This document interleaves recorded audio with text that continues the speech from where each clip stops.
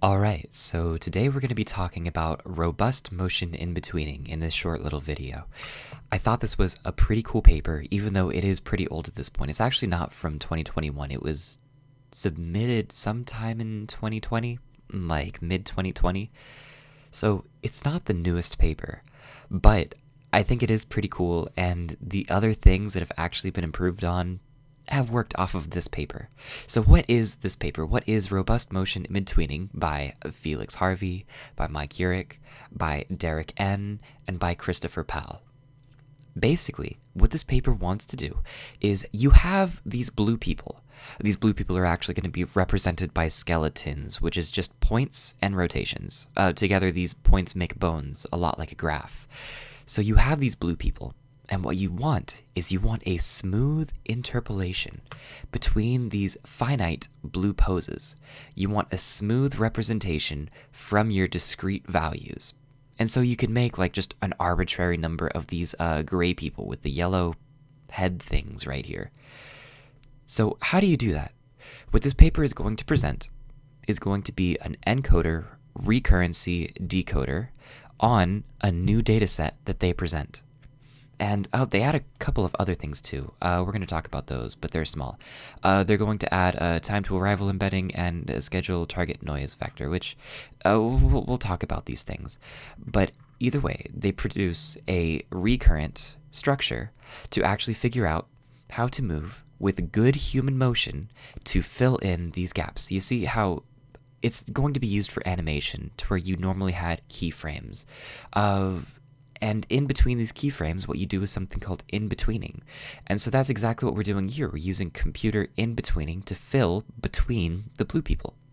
So how is this going to work? Of course, this is machine learning. You're going to have a data set which is going to sample from some distribution, and we just throw a universal function approximator at it to figure out how to sample again from this distribution in between the points that we have. So this is not the first paper to actually do this. We have a few things that were actually used. Let me scroll up on my notes real quick. I'm just going to fly through these. It's not so important. So there is motion control. Let's see, motion control is going to be the first one. And that is a lot like playing a video game, to where if you're holding, your Xbox controller or whatever you have, and you just move around on that, how do you make it look like good motion? So how they do that in the past has been just very simple machine learning algorithms, or, honestly, you could just call them probabilistic models at this point. So you're going to throw PCA at the problems to understand what the next motion frame is going to look like. You could use a maximum a posteriori in order to generate motion. You could use an RNN for interactive control. Or you could use a Markov decision process. Or, of course, you could go into something fancy. You could use reinforcement learning. They've thrown actor critic at this problem, and they've also thrown deep Q learning. Deep Q learning is what I wrote there. The two things these are going to do is they're going to predict what the next frame is going to be, or they're going to have a library of different motions, and these motions are usually going to be mocap data. They're going to be motion capture data. I'm sure you've seen it before, to where there's the actor, like a real person with a camera on them. It's kind of a fancy camera or a set of cameras. They're going to be like behind a green screen or something, and they're going to be in a weird looking suit with a whole bunch of it looks like cotton balls or like plastic balls on them, to understand like how the light is moving off of them in order to more easily, I don't know if it's exactly the light that's moving off of them, but it helps the cameras know exactly where that object is in space. So they can create a 3D representation based on all of these balls on the suit of the person moving, and they can create a really, really good 3D digital representation of what that actor is doing. They're going to have a library of these motions. And so either you can create what the next frame is going to be, or you can go through a catalog of these sets of motions in order to make the machine learning model predict which one should be used in which point, and ideally, kind of stitch them together seamlessly. But this paper is designed to improve on that. So after that, we are going to have, that's going to be motion control, which is playing like a video game. There's going to be motion prediction, which is straight continuation of motion. This is just going to be in more pure machine learning. This is just going to be RNNs, and this is actually, they use an RNN, and then they use a basic MLP. this basically is just saying, this section, let me highlight it right here. There we go. Motion prediction. Motion prediction, this set of words right here, as well as it goes down just a little bit, this set of words right here is really just telling us, hey, this paper that we're talking about right now, robust motion betweening, comes from this paper right here by the same, or two of the same authors from the paper we're talking about, Felix Harvey and Christopher Powell, called Recurrent Transition Networks for Character Locomotion. This does the same thing. In fact, this is a preliminary paper for this robust motion in between. Robust motion in betweening actually just improves on the methods proposed there. And they also, this paper that we're talking about, also proposes the new data set called, what was it called? LaFon? Yeah. LaFon 1, which is just a novel high-quality motion dataset. It's just better mocap for this specific purpose. Before this, they were using the human dataset. It really doesn't matter what it's called, but it was the dataset that they used before this. Oh, yeah, human 3.6 million. That is also going to be mocap data, but it's less nuanced. It's less tailored for this specific thing of creating in-betweening steps, in-betweening frames. So there's motion prediction, which essentially tells us, hey, this paper is building up on another paper. And then there's going to be transition generation. Transition generation is the idea of moving between these sparse points. So you have the blue people that we saw up top, and you're filling in between them. So this paper is saying more or less we are the first people to really do this, although there have been others to step into the space and do similar things. So let's fly through that and get through methods. So methods... Oh man, this is going to be just a lot of, it's just going to be a lot of letters, just a lot of vectors that we propose in order to plug this into the network. So the human dataset, the human 3.6 million dataset is going to have 28 joints and 22 joints in the case of LaFon. These extra 6 joints, it is going to be, 4 of them I think are if either the toes or the heels of either foot is touching the ground, and then there's 2 others that I don't remember off the top of my head, but they're actually not so important. They're subtle changes. The main important thing is how people move, so capturing that data is going to be the important thing. Now, what are these 22 things? We are going to be using 2 main ideas. We are going to have positions. These positions are going to be local compared to some root node. These, like I said before, are going to be just like nodes planted in some 3D space, and then the connections of the nodes, which we're going to call the bones. So these are going to either have their local connected to some new root node location, or they're going to be the global locations. So what we are going to do is we are going to have those, and we also need to talk about the rotation of these joints. So, of course, for the actual positions, we are going to use r and r dot for location and velocity, respectively. And then we are going to have the quaternion vector. Quaternion? I assume it doesn't matter. I've only read the word. And so that is going to be how you represent rotations in 3D space. As the name implies, the quat implies there's 4 things. This is actually a 4-dimensional thing. You see J, the number of nodes, joints, the number of joints times 4 dimensions. This is just going to be some bizarre embedding. It's actually a bit of a mess. Let me just show you the quick little rabbit hole that you go down. The next paper actually talks about this. The paper that going into the future that Harvey was a part of, called the Sigma. I've highlighted that. The deep delta interpolator. That's what it is. And as you can see, it has Felix Harvey in there as well. Although he is not the. Is he the first author? Yeah, equal contribution. He's going to be one of the first authors. So inside of this, we're going to ignore the work because it literally just improves on robust motion in betweening in several ways. So for this, they say for joint rotations, they actually use a 6-dimensional representation proposed by Zhu et al. 2019. So what do they talk about in that paper? That paper, which I have pulled up right here. Let's scroll to the top.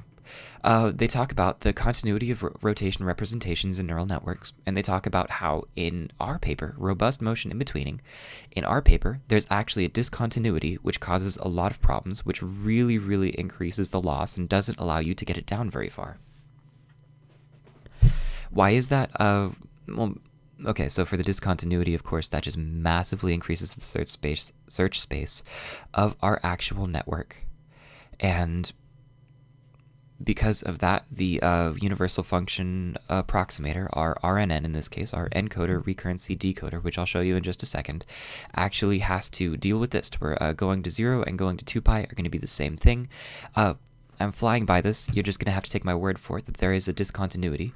And the whole joke behind this is, in this paper, they just say that the quaternion, which is going to be represented by this, 1 real part and 3 imaginary parts, is going to represent this SO3, which is going to be your rotation space, embeds in R5 in Euclidean topology, but does not embed for anything less than 5.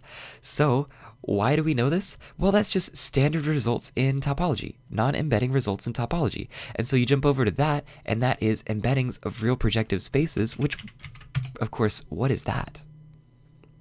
So we jump over to that, and as we can see, inside of that, we jump right over to here, and as I tried to read this, we're getting pretty deep into the rabbit hole. You just jump straight into normal bundles.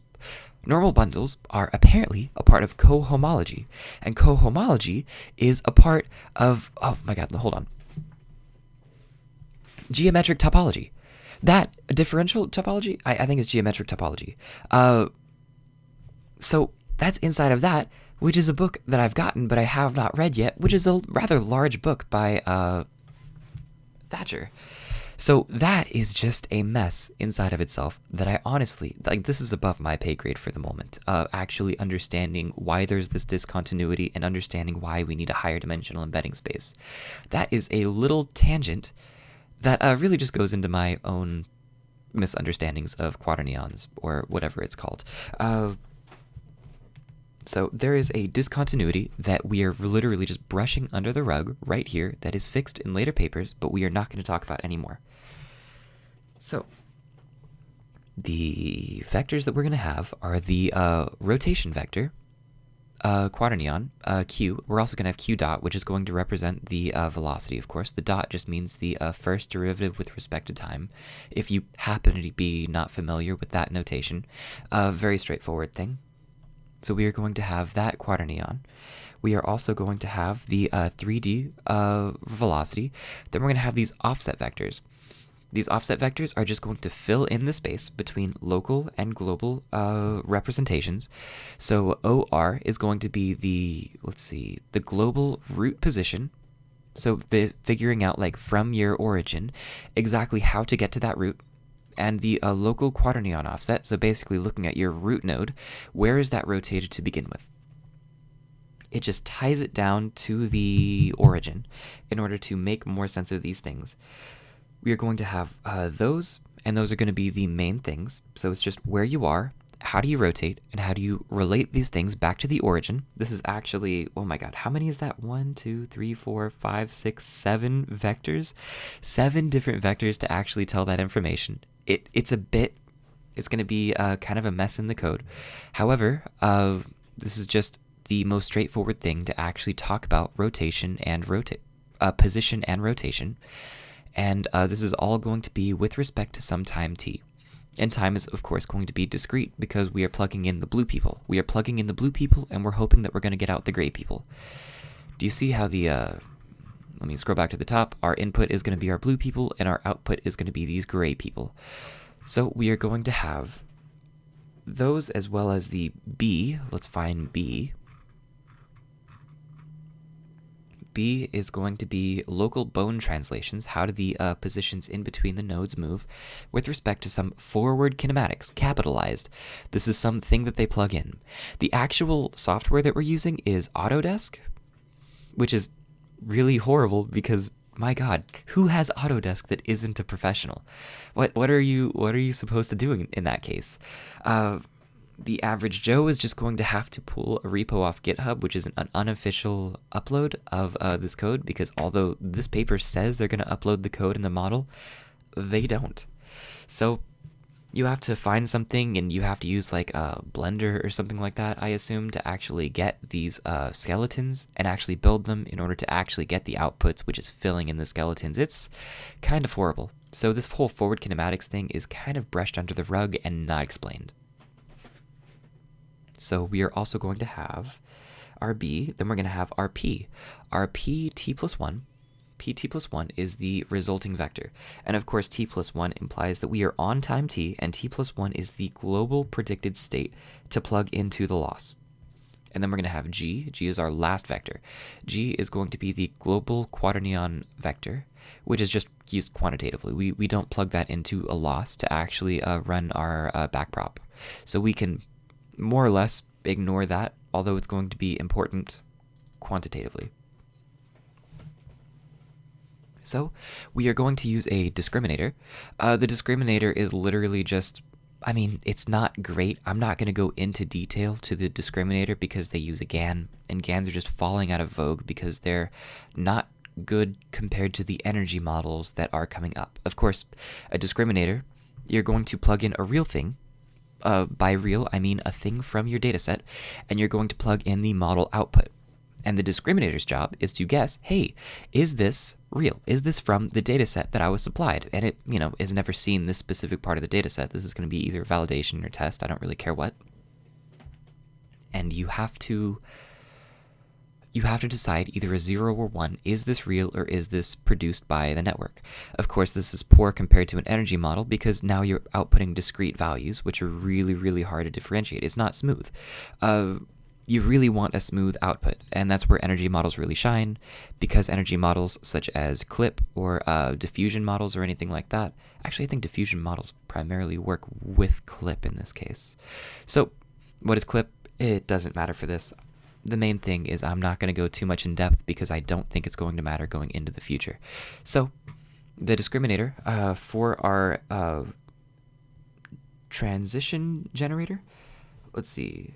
No, I'm sorry, for our discriminator inputs, which are going to be used in the loss, these are simply going to be the root velocity, r dot, along with x and x dot, which are going to be the root relative positions. So you see it's going to be local, and it's also going to be global.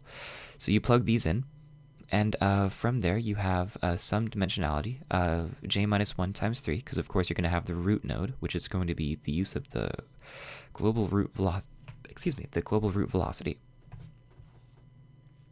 From there, we are going to have the transition generator. The transition generator is going to be composed of 3 main encoders. These are all going to be MLPs, and they are going to be, they're going to be our encoders. They're going to be state, offset, and target. We are going to see these in a really big picture just below. One small side note is we are not using ReLU, we are using PLU. Of course, these fancy things like GeLU and PLU, they just work slightly better. Oops, I clicked on something and went all the way to the bottom. So these are going to work slightly better in some cases. Of course, this is more of, I consider PLU and GeLU, which is going to be the Gaussian activated linear rectified unit, whatever it's called. It stands for something. Either way, it's Gaussian. So for those, you just throw them at the wall, see what sticks, see if you have slightly better outputs. Then we are going to have ZTTA before we can actually talk about the model. Actually, no, let's just start talking about the model. It doesn't matter so much. Let's go full screen. I should have done that from the start, but I didn't. So come on, I just want to do that. There we go. So let's look at the model itself now that we have talked at length about all of the vectors that we need to plug in. So we have C. C is going to be our contact with the ground. Either your left foot toe, right foot toe, left foot heel, right foot heel are touching the ground. Then you're going to have Q. Q is going to be your rotation. Then R dot. R dot is going to be some representation of position. The 3D global root velocity. So this is what actually grabs onto the origin for you. Then we're going to have your offset vectors, the global root position, and local quaternion position offsets. So the sum of these things, I really don't think the technicalities matter so much. All it's doing is talking about your rotation and position and some way to get back to the origin. That way the network can actually have some frame of reference, and that's very important. We are going to take each of these and we're going to plug them into the state encoder, which is just going to be an MLP. These are all going to be MLPs. All these encoders are just basic, fully connected networks. So we are going to have this HT of state, and we are going to have HT offset and H target.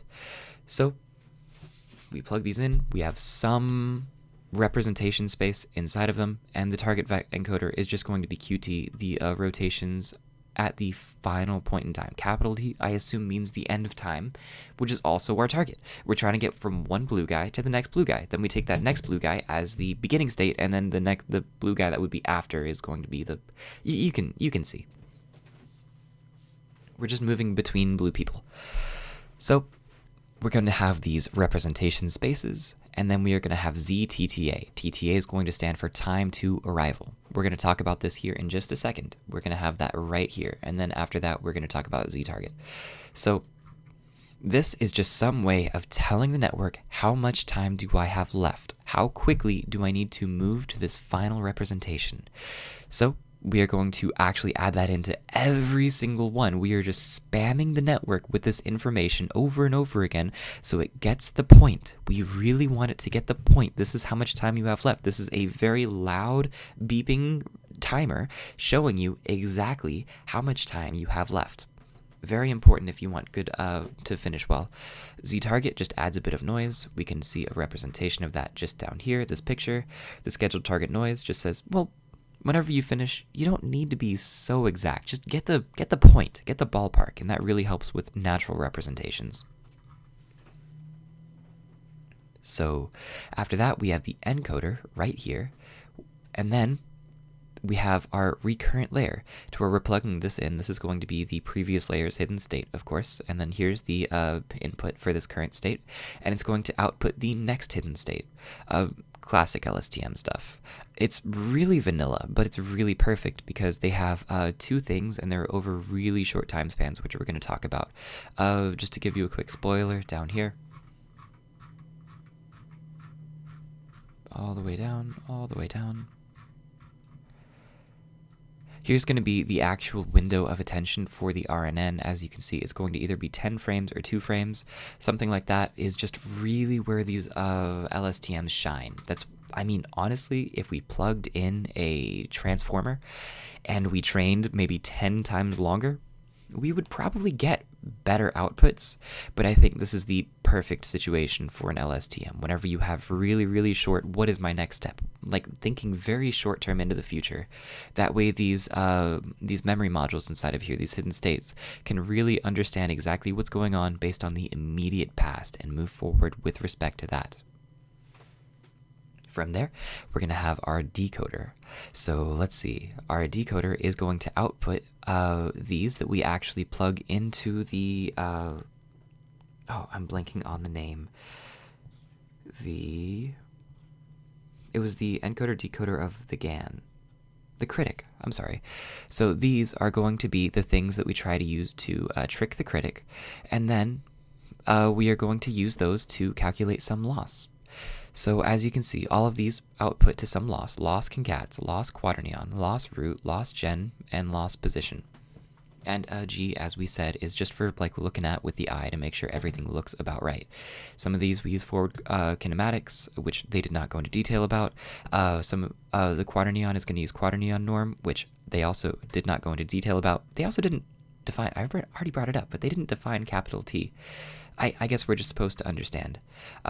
Small aside, this little phi right here, phi is a sigma.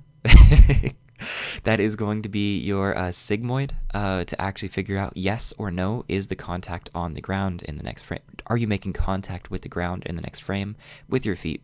I don't think they measure the hands. With your feet, and that's going to be lost contacts. All of these losses are extremely straightforward. They are just going to be L1 losses. Yeah. All of these are just going to be your basic run-of-the-mill L1 losses. They're really not reinventing the wheel right here. They are just using basic loss to figure out all of these things and then try to minimize each one respectively. So you're going to be plugging in your quaternion with respect to time into these T+1 to figure out where it's going to be in the next frame. There's a little bit of math involved here, but it's really just figuring out, using what you already have to figure out what's going to happen next. The decoder is figuring out the minimum amount of things based on where you were at and then plugging your velocity in. Kinematics we learned whenever we were in kindergarten. So as we move on, we get into time to arrival embeddings. So these time to arrival embeddings are exactly like we see. They actually bring up Vaswani. Vaswani right here. They actually use the positional encodings inside of Vaswani. Now, they use a bit fancier of a thing. Instead of summing these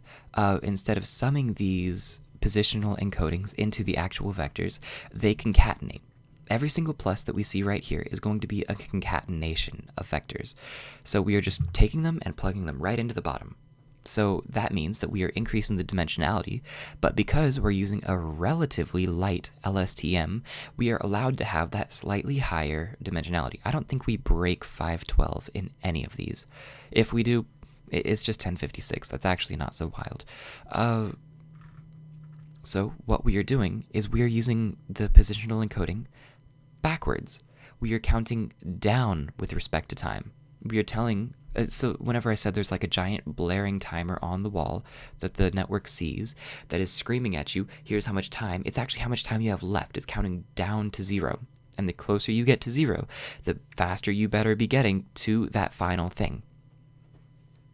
So what we have is, let's see if we can see it. Yeah, right here. We see the exact positional encoding that we had in Vaswani's paper. Is this the best way to do it? Of course not. We've come a long way since Vaswani presented the paper, Attention is All You Need. However, this is a really good way to do it. And concatenation, just adding dimensions to actually tell you time, is a really good way to convey that information. So what they do is they do a couple of tricks here. Let's scroll down to the bottom again in order to show you the embedding dimensions. These are going to be backwards compared to the Vaswani paper. And so down here to the left, figure A is a very pure form of plugging it in. They found that if they literally just took the first 5 frames, so you see it has a length of 50, if they just take, here, let's zoom in, let's enhance. So right here, ZTTA on the right, whenever we look at this, it's going to be blank for the first 5 frames. They found that it actually works better if you change nothing for the positional encoding for the first 5 frames. This just improves how it actually works. Where are you? Here we are. So that improves if you do that tiny little trick. That's just a quick little trick in order to go forward. And ZTTA that we're embedding right here keeps all of that information, all of that time information going backwards. And that's all. That's everything about it. It's okay. It was a lot of words, so I thought for a second there was more to it, but no. It's just this thing right here, to where you can actually have, because it's positional encoding and because it's smooth, you can have variable length inputs, and you just subtract that 5 right here, and they actually improve quite well. So we move forward. So here's the loss represented. So you can see at the beginning and at the end, they just split it up into 50 different frames. Let's see, the orange line is going to be the lowest, and that's TGQ plus ZTTA. That's just going into detail of the thing they use, where it's going to be the character state, which is going to be the TGQ, and then just plugging in ZTTA is going to be the best model output. So scheduled target noise is a very straightforward thing. They are just going to make sure that the target noise is, well, noise added to the target. So that improves the outputs quite a bit because you're not so rigid. You have a bit of play whenever you're actually moving with it. They scheduled this from a zero-centered normal Gaussian distribution and a variate, oh, I'm sorry, it's a spherical Gaussian. So let me check my notes.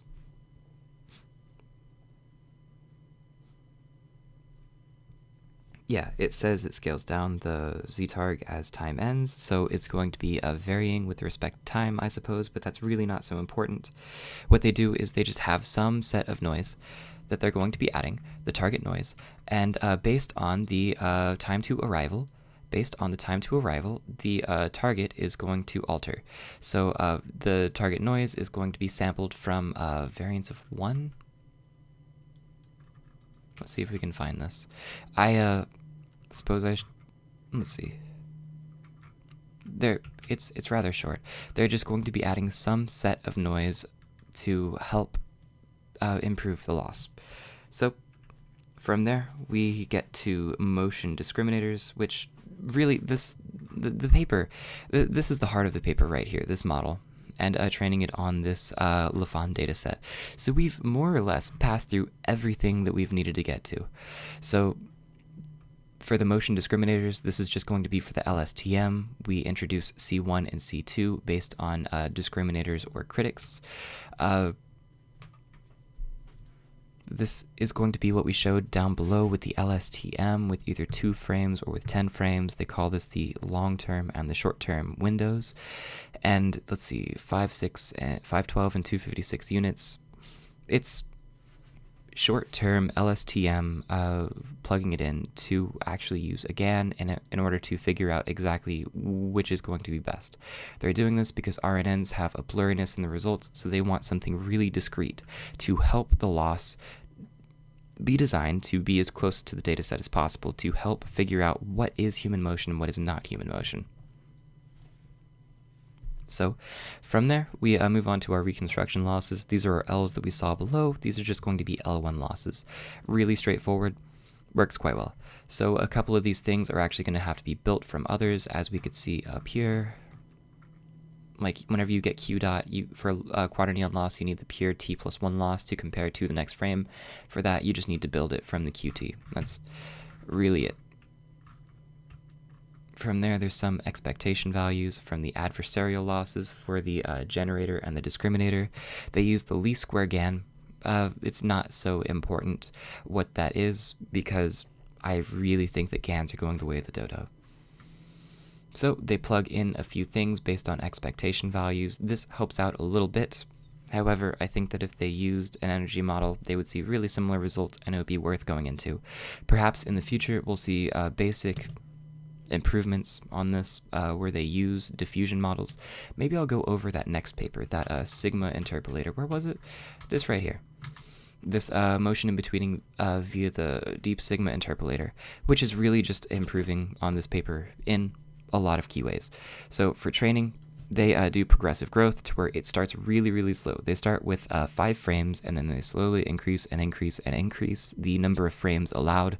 This not only can be allowed because you have that transformer-style positional encoding, this also helps with the variable length, so that the network has seen a whole bunch of variable length and it knows what to do. So that is the sum of the paper. So we get down to experimental results to where they compare this with a whole bunch of other top leading things. I am just not so interested in that. They talk about in-betweens on the human 3.6 million thing, and this data set is really just used because everybody's been using this data set. It would be extremely difficult to compare the other data set to everything else and really have it make sense. So they use both of those. That's absolutely great. As we scroll down, we see scaling up, practical use inside of an animation software. Right here is where they talk about actually using the Autodesk plugin. Let's see. It says it around. There we go. Motion Builder, a widely used animation authoring and editing software. If only it could be open source. Not even open source, just like free for students. That would be that would be wild. Here it is in motion. They say it's absolutely a lot easier to figure out in betweening. And that is the entirety of the paper, more or less. The appendix, of course, just goes into the sliding critics, which is going to be the long and short term of the LSTM, and that is going to be right here to where it looks at the last 10 frames. Oh, I'm sorry, it might not be the LSTM, it might just be the GAN that we're talking about. But the key idea is that it's looking at 2 frames. No, it must be the memory. It must be the attention mechanism built within the LSTM. I think that was it. So it must be that. And then we have the time to arrival, and that is it. This paper is absolutely wonderful if you are trying to work on any animation problems, especially within 3D animation. I really wanted to use this in a project, however, I did not see a lot of really good papers on it. I think ByCloud did a wonderful piece on this. However, they just really don't go too into detail over the actual paper, and whenever I was going into this, I really just wanted a paper walkthrough. Now that I have kind of read and gone over the paper, I hope you understand that it is this main idea. The main idea is that they propose a good data set, and they have the encoder, recurrent layer, decoder structure, and that is what they use. They don't reinvent the wheel. They don't do anything wildly fancy besides taking this encoded state from basic MLPs, plug it into a recurrent layer, and decode it with MLPs. That's it. That is the whole thing. So, I really hope anybody watching this is helped out. Like, this is my second YouTube video. I assume not too many people are going to find this. Those finding this are going to be specifically looking for this paper, Robust Motion In-Betweening. I hope you enjoyed it. I hope you learned something, and I hope you have a good day.